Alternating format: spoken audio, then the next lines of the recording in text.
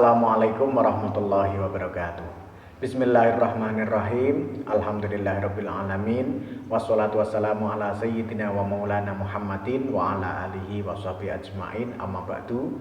Selamat bergabung kembali di channel Ngaji Kitab Online bersama saya Muhammad Yasin dari Kudus, Jawa Tengah.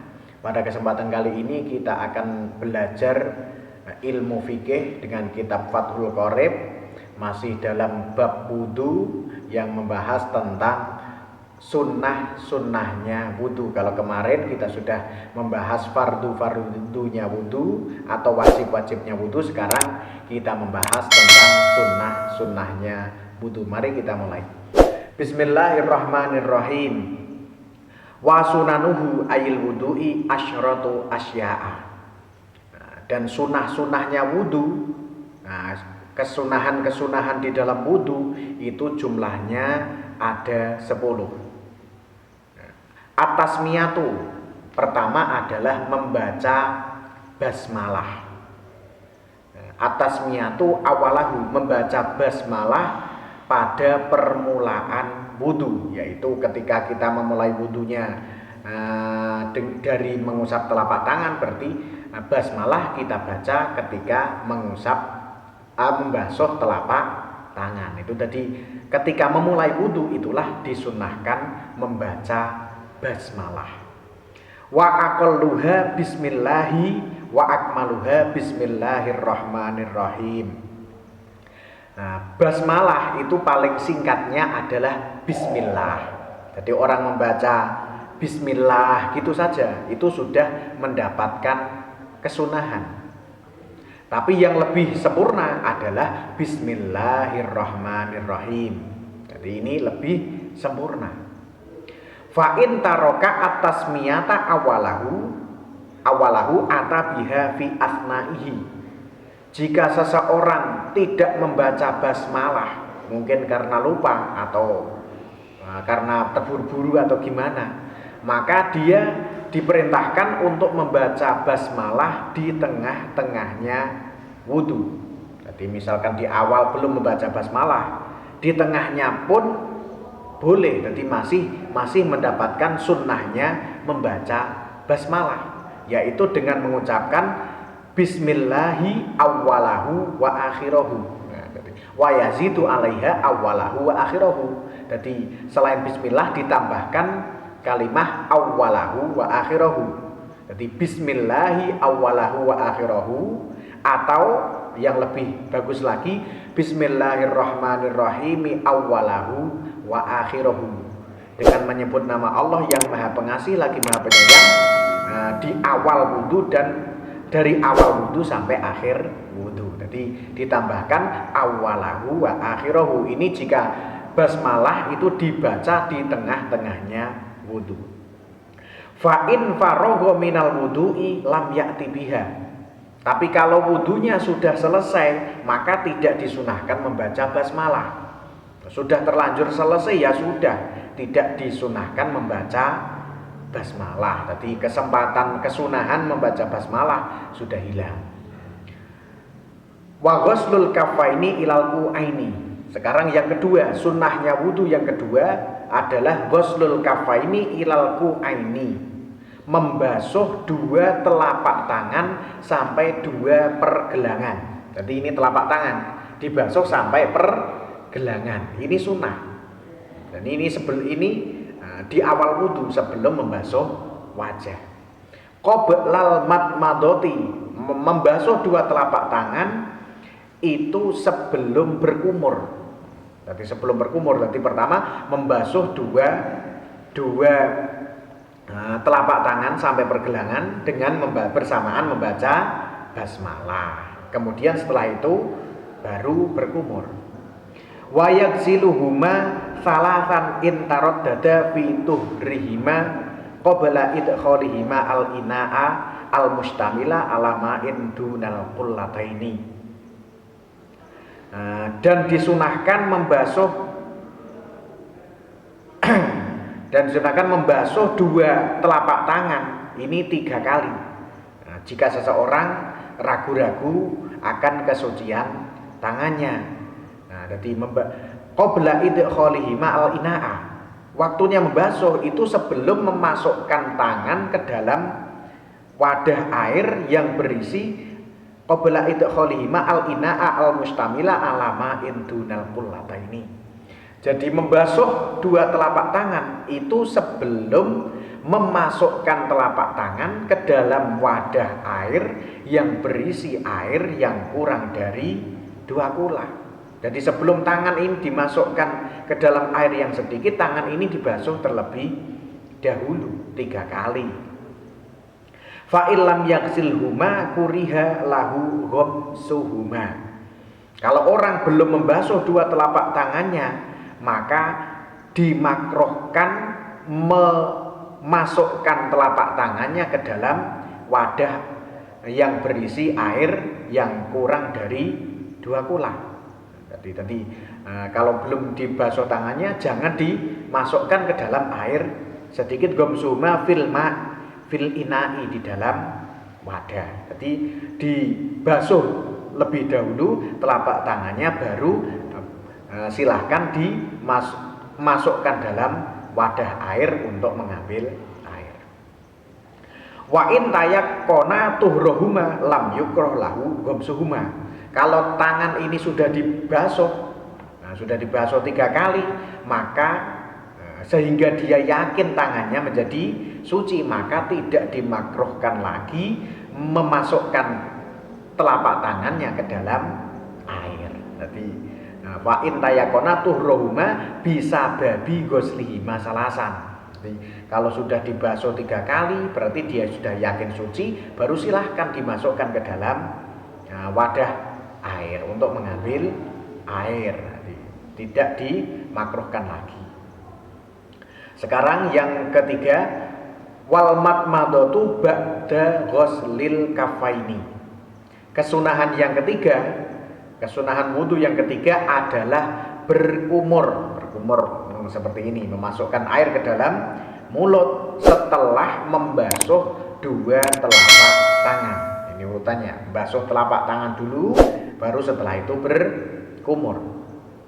Wa yahsulu aslu sunnati fiha bi idkhalil ma'i fil fami sawaun adarahu fihi wa majjahu amla.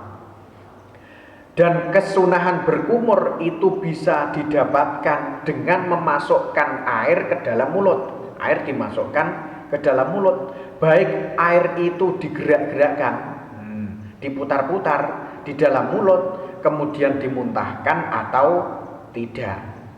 Jadi baik hanya memasukkan air ke dalam mulut ini sudah mendapatkan kesunahan, walaupun tidak digerak-gerakkan dan tidak dimuntahkan. Misalkan hanya dimasukkan terus dimuntahkan, atau dimasukkan terus ditelan, dimasukkan digerak-gerakkan ditelan, ini sudah mendapatkan kesunahan. Fa'in aroda al-akmala majahu. Tapi kalau seseorang ingin yang lebih sempurna, maka memasukkan air ke dalam mulut, ada rohu, dalam tausinya ada tambahannya, ada rohu ala jawanibi famihi, maka dimasukkan ke dalam mulut, diputar-putar atau digerak-gerakkan, kemudian dimuntahkan. Ini yang paling sempurna. Tapi tidak harus seperti itu. Misalkan tidak diputar-putar juga boleh, juga sudah sunnah, dan tidak dimuntahkan, misalkan langsung diminum, ini juga mendapatkan kesunahan. Tapi yang lebih sempurna digerak-gerakkan atau diputarkan kemudian dimuntahkan. Sekarang yang keempat, wal istinsyaku ba'dal madmadoti. Kesunahan wudu yang keempat adalah menghisap air ke hidung, menghirup air ke dalam hidung, dilakukan setelah berkumur. Jadi setelah berkumur menghisap atau menghirup air ke hidung. Wa yahsulu aslu sunnati fihi bi idkhalil ma'i fil anfi sawaun jadabahu bi nafasihi ila khoyashimihi wa nasarahu amla. Dan kesunahan, asal kesunahan menghisap air ke hidung ini bisa didapatkan dengan memasukkan air ke dalam hidung. Baik setelah masuk ke hidung itu ditarik dengan nafas sampai ke hidung bagian atas, kemudian dikeluarkan, disemprotkan atau tidak. Yang penting sudah memasukkan ke hidung, ini sudah sunnah. Tapi kalau yang lebih bagus ditarik dengan nafasnya sampai ke hidung bagian atas, kemudian dikeluarkan, disemprotkan. Fa'in arodal akmala nasarohu. Dan ini jika orang ingin yang lebih sempurna, maka ditarik ke atas kemudian dikeluarkan. Tapi hanya memasukkan air ke hidung saja, ini sudah mendapatkan kesunahan. Wal jam'u bainal madmadati wal istinsyaqi bi thalathi ghurafin yatamadmadu min kullin minha thumma yastansiku afdalu minal fasli bainahuma. Tadi dijelaskan bahwa kesunahan menghisap air atau menghirup air ke hidung itu setelah berkumur.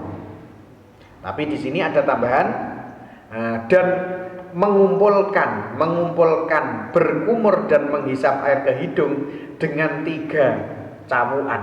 Nah, dengan 3 apa ini? Seperti ini, cawuk. 3 kali mengambil air, yang mana setiap cawukan menyawuk air ini untuk berkumur dan menghisap air ke hidung. Jadi mengambil air pakai tangan seperti ini, kemudian berkumur langsung dihirup pakai hidung, dihisap ke hidung. Nah, ini lebih utama daripada memisah keduanya. Afdalu minal fasli bainahuma. Jadi cara pertama bisa dengan bergantian. Jadi berkumur 3 kali, setelah itu baru menghisap air ke hidung 3 kali. Ini bisa. Ini pun juga sunnah. Tapi yang lebih utama tidak seperti itu. Yang lebih utama adalah mengambil air, kemudian berkumur dan langsung dihisap pakai hidung. Nah, jadi berkumur terus dihisap pakai hidung. Nah, ini jadi 1 kali berkumur dihisap pakai hidung, dibuang, ambil lagi, berkumur dihisap ke hidung, ambil lagi 3 kali, berkumur dihisap ke hidung. Jadi mengambilnya air itu hanya 3 kali. 3 kali untuk kesunahan, 3 berkumur dan 3 menghisap air ke hidung, itu lebih utama daripada menyendiri-nyendirikan seperti yang pertama tadi. Nah, sekarang yang kelima, wal khomisu, ya. Kalau al khomisu ini tidak, wal khomisatu ini dalam tausihnya. Wa mashu jami'ir ra'si wa fi ba'di nusakhil matni wasti'abur ra'si. Kesunahan wudu yang kelima adalah mengusap seluruh kepala. Jadi kalau kemarin fardunya wudu atau kewajiban dalam wudu adalah mengusap sebagian kepala atau sebagian rambut yang di kepala. Dan mengusap seluruh kepala adalah sunnahnya wudu. Jadi sunnahnya itu diusap semua kepala. Dan dalam sebagian redaksi bunyinya wasti'abur ra'si, meratakan kepala bil mashi dengan usapan. Ini sunnah. Jadi mengusap sebagian kepala itu wajib, dan mengusap seluruh kepala itu sunnah. Amma mashu ba'dir ra'si fawajibun. Adapun mengusap sebagian kepala itu wajib kama sabaqo, sebagaimana keterangan yang sudah lewat dalam fardunya wudu. Jadi sunnahnya itu mengusap seluruh kepala. Caranya bagaimana? Caranya yang paling bagus adalah tangan mengambil air. Tangan mengambil air kemudian seperti ini. Nah, posisi tangan ini, jempol ditaruh di ini dekat telinga. Kemudian jari telunjuk di sini. Nah, ini kemudian digerakkan ke belakang. Nah, telapak tangan digerakkan ke belakang. Ini kalau tidak ada pecinya seperti ini, sampai ke belakang. Sampai ke jitok atau apa ini, bawahnya kepala. Nah, ini kalau rambutnya tipis cukup seperti itu. Tapi kalau rambutnya tebal dibalik ke depan. Nah, ini. Jadi kalau rambutnya tipis cukup seperti ini. Dilakukan 3 kali. Ambil 1, 1, 2, 3. Ini kalau rambutnya tipis. Kalau rambutnya tebal, maka ambil seperti ini dan balik ke depan. 1 belakang, depan, 2 belakang, depan. Ini cara mengusap seluruh kepala yang bagus. Walau lam yurid naz'ama ala roksihi min imamatin wa nahwiha kamala bil mashi alaiha. Seandainya ini seseorang ini tidak mau melepas tutup kepalanya. Kalau ada orang wudu tidak mau melepas tutup kepalanya seperti serban atau yang lainnya, atau mungkin peci, atau kalau wanita mungkin mikromah atau kerudungnya, dia tidak mau melepas tutup kepalanya, maka dia diperbolehkan mengusap sebagian kepala kemudian melanjutkannya